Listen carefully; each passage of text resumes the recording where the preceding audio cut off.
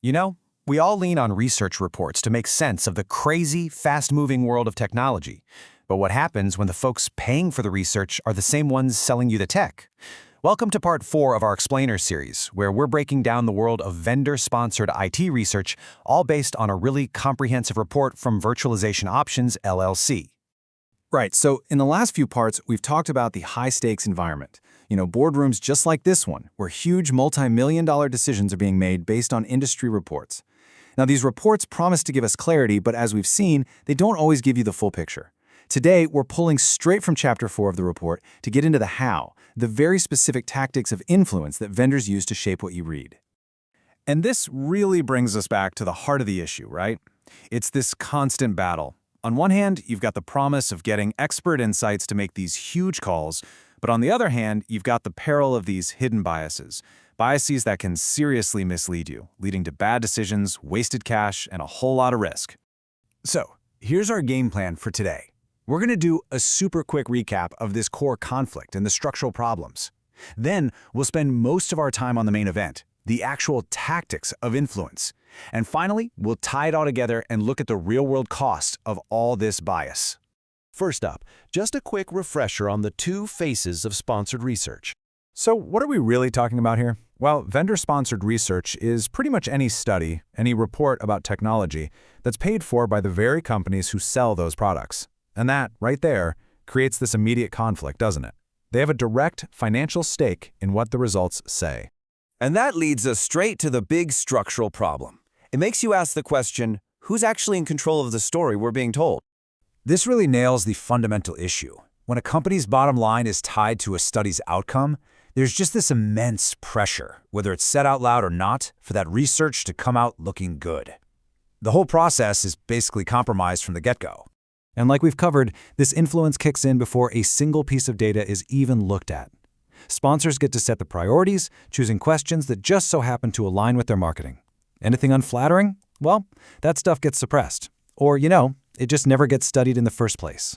The end result is this skewed public record, one that's shaped by what vendors want to talk about, not by a truly objective investigation. Okay, so we get the structural problem. Now let's get into the nitty-gritty. Let's dive deep into the specific tactics used to actually manipulate the results. This is the real focus of Chapter 4.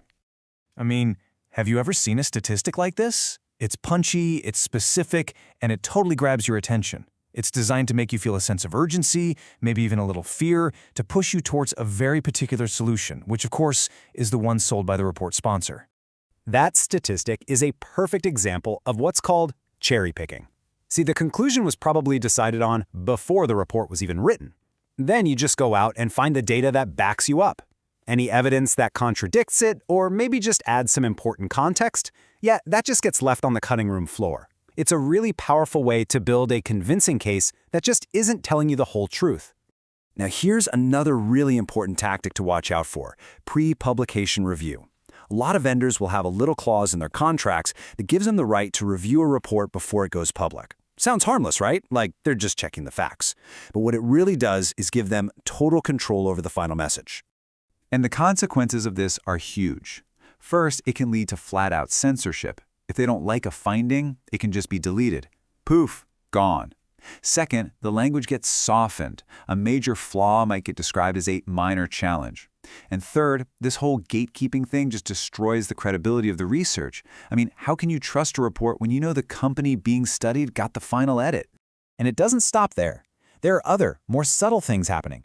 You might see what looks like an independent article, but it's really just a paid advertisement. That's hidden sponsorship. Or you've got these industry experts who are getting paid for good reviews without ever telling you about that financial connection. It all just blurs the line between real analysis and plain old marketing. So after seeing all these different tactics, let's pull it all together.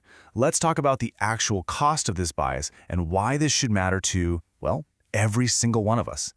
Okay, here's the bottom line. When you add all these tactics up, what you get is a research landscape filled with some really dangerous blind spots. What we're all reading and learning about technology is increasingly just a reflection of what the tech companies want us to see, not what a real objective search for the truth would uncover. And that skewed view can lead all of us to make some really bad decisions based on bad information. And just as a reminder, all the analysis in this explainer comes from that incredibly detailed report on vendor-sponsored research by Virtualization Options LLC. So I want to leave you with this one question.